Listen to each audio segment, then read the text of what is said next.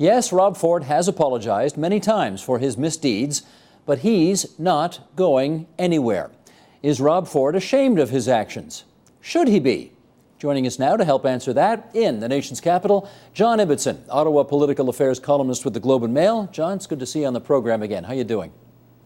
I'm well, Steve. Good. I want to just start by playing some tape of the reaction that Rob Ford had to the developments that took place this morning at Toronto City Hall, where Council had two rather overwhelming votes to strip him of some of the powers that the Mayor's office has. So let's play that clip and then we'll come back and chat. Roll tape, please.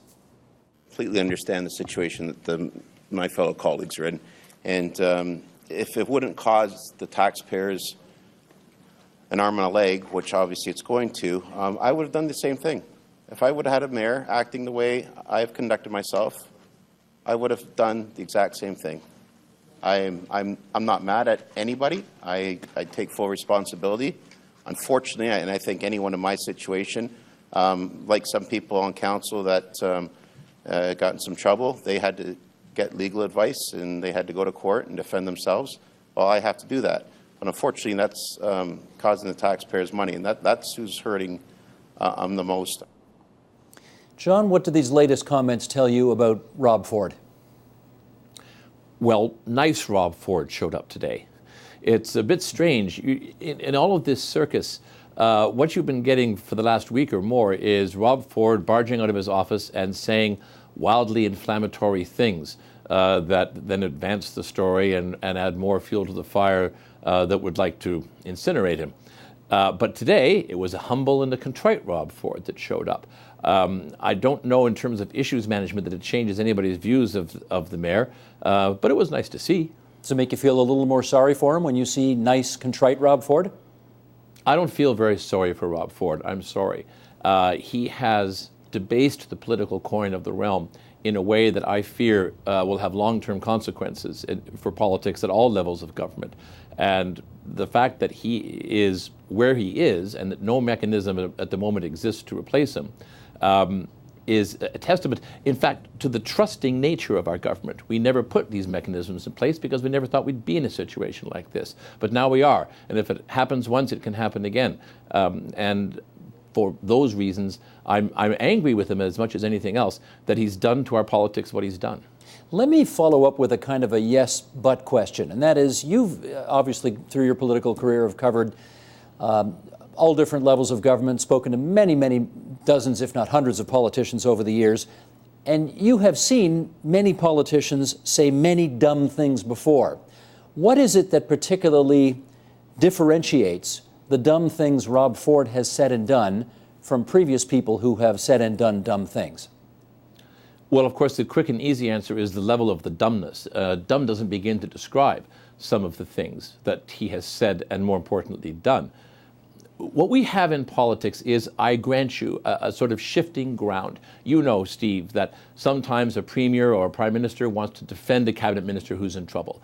And even though convention would say the minister has crossed the line and should resign, the premier or the prime minister sticks by them. Other times, the minister is more expendable, or perhaps the premier is angry at the minister, him or herself, and so the minister has to go. There is a kind of situational ethics involved.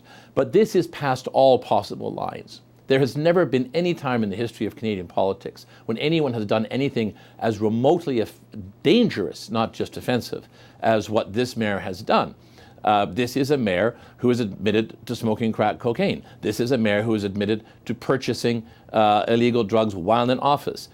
This is a mayor who casually admits to drinking and driving and says, well, who doesn't? And most important of all, this is a mayor who refuses to speak to police who would like to question him on his activities. Any one of those four would, in any other day, consign that politician to oblivion.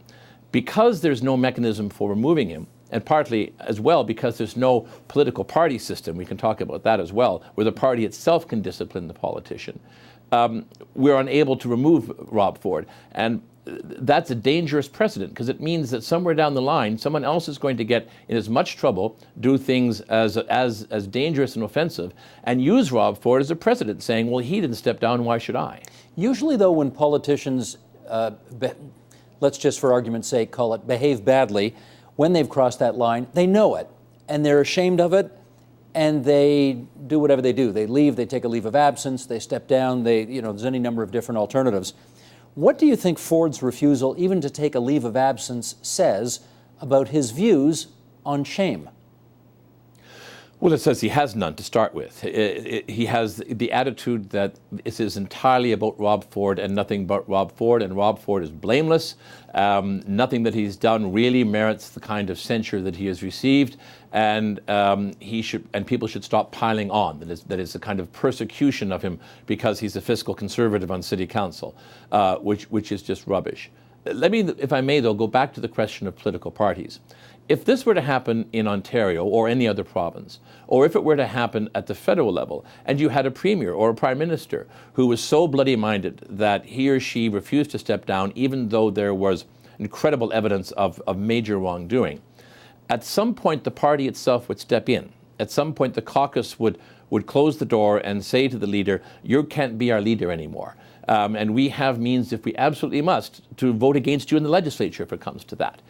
Part of the problem here is that at Toronto City Council and in most cities around the country, you don't have a party system. So there is no one that can advise Rob Ford or that can warn Rob Ford or that can punish Rob Ford except maybe Doug Ford, his brother. And it's a caucus of two. I'm not saying that I advocate political parties, but I am saying that one of the things that we are faced with here, as well as a mayor who is beyond shame, a mayor with an almost narcissistic obsession with himself and no consideration whatsoever for what's good for the council, what's good for the city, what's good for the taxpayers he claims to love so much. Beyond that, you have a system in which, even within the council or the caucus itself, there's no one who can compel the man to do what it is he needs to do. That's why I've said from the beginning, this is probably going to end with Kathleen Wynne, and we'll see if it does. Well, of course, she said yesterday that it can't end with her individually. She needs to get, I guess, political cover, if you like, from Tim Hudak and Andrea Horwath, the leaders of the two other opposition parties. And, well, let's hold that off for a second now, because I do want to follow up on this issue of shame.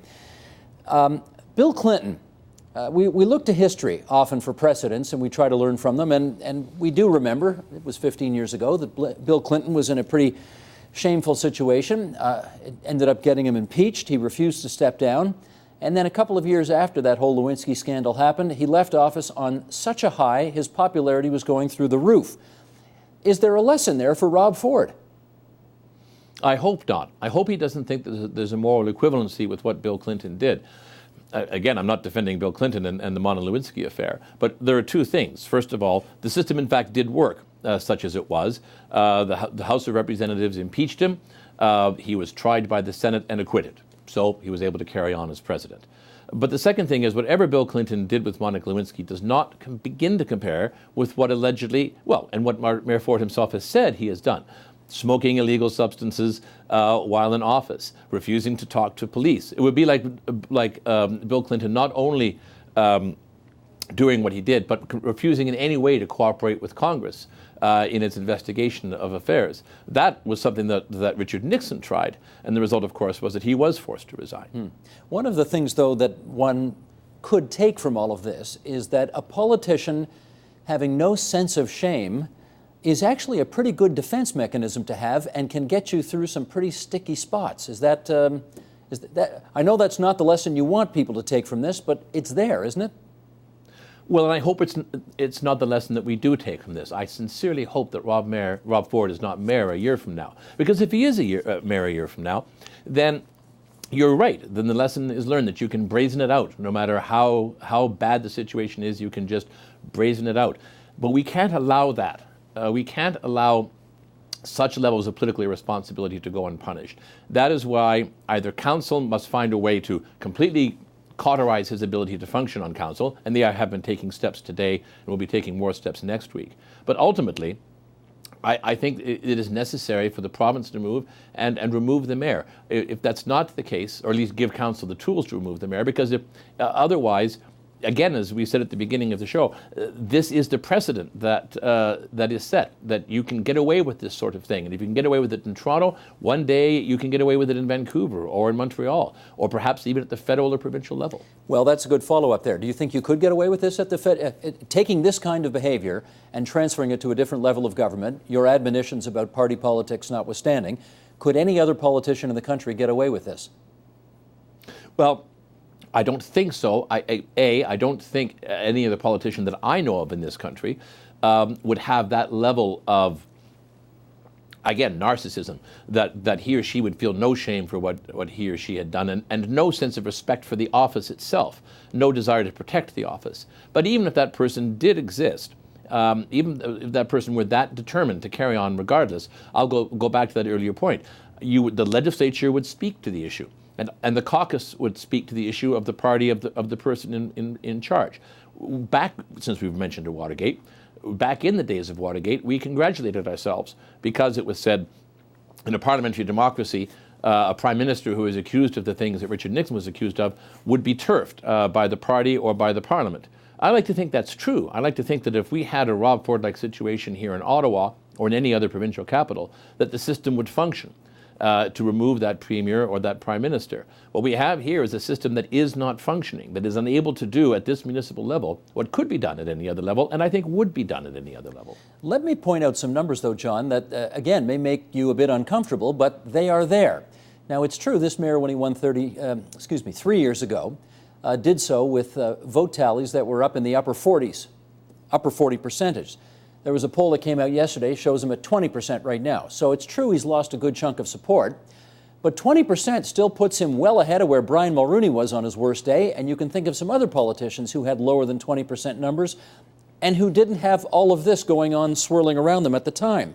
So what has Rob Ford found in Ford Nation that has to be better understood, better respected, better analyzed, because through thick and thin, a lot of that Ford Nation is still there with him. It's a great question, and it speaks to a larger dysfunction within the political community of Toronto itself. Indeed, it exists within the 905 too.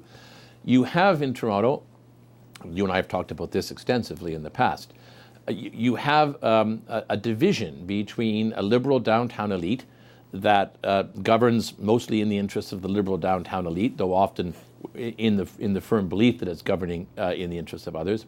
And as a result of that, you have a disenfranchised suburban middle class and lower and working class too, who see themselves as having no voice on council, no one respecting their views, people condescending to them, looking down at them, telling them that because they don't hold the beliefs that the downtown holds, that they're somehow less educated, less enlightened, less responsible. Well, worse than that, actually, less Torontonian you hear. Well, less, exactly so. And Rob Ford spoke to that. Rob Ford spoke to those people in the suburbs who felt disenfranchised and said, I am going to enfranchise you. I'm going to get into city council and I'm going to run this city on your behalf. And he has done that. Whether you like or dislike the way he has governed the way he promised to govern for the people that he promised to govern for. The fact that there are still people in the Ford Nation, although as somebody pointed out earlier, it's more of a village now than a nation, that still stand by him, of course speaks to the general cynicism towards the media that a lot of people feel, but as well to this great divide. If any good were to come out of this, and I'm not sure any good ever will come out of this, it would result in politicians recognizing that there is this great schism within the city between the downtown and the suburbs, and a politician needs to be found who can try to heal that schism. Well, a couple of people have more than a couple, a few people have stepped up to the plate already, and it's interesting that almost all of them, I think, are more associated with the, as you call them, the downtown elites as opposed to the inner suburbs. We're talking Olivia Chow, the NDP MP, John Tory, former Conservative leader in the province of Ontario, Karen Stintz, who's currently on City Council. Those three are all sort of affiliated with the old city. What do you infer from that?